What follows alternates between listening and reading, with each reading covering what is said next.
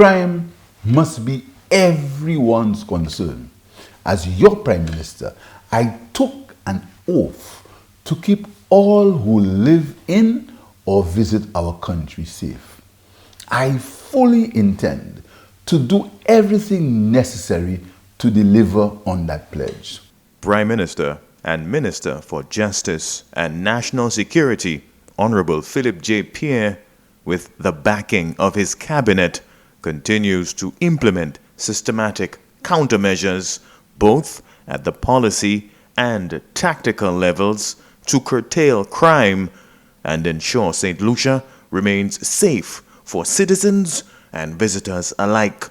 Harsher penalties for firearm-related criminal offenses are now on the books. Royal St. Lucia Police Force operations have also benefited from the provision of additional resources, including access to training programs and new ground assets, such as motor vehicles. Legislation to establish a special prosecutor has been enacted, and the Forensic Science Laboratory has been granted accreditation from the American Association for Laboratory Accreditation. All of this was achieved in under 18 months. Concerning the increase in gun-related criminality, it is my sincere hope that the newly enacted laws by my government will have the desired effects. I am confident that recent discussions with the US and French governments and their promised assistance in resolving the issues relating to illegal drugs, gun trafficking, and unsolved homicides will be provided to our country.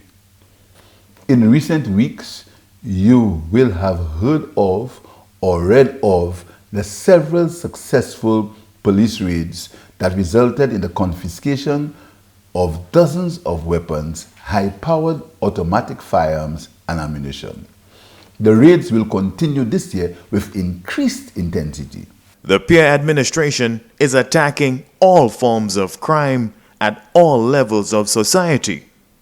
During his New Year's address to the nation on January 8th, the Prime Minister announced his cabinet had agreed to revisit a critical forensic investigation into the possible misuse of public funds. That investigation did not progress after the government changed hands in 2016. The government, consistent with its pledge to pursue good governance and anti-corruption policies, has reached an agreement with international forensic accountant Robert Lindquist for his resumption of an incomplete investigation into the awarding of a contract in 2009 for a project to redevelop the Imanora International Airport. Robert Lindquist was first retained in 2012 by the government of Prime Minister Dr. Kenny Anthony to conduct that investigation. The investigation was stopped in 2016 as the United Workers' Party administration, which came into office that year, did not authorize its continuation. The Prime Minister has again appealed to all St. Lucians to work together in the ongoing fight against crime.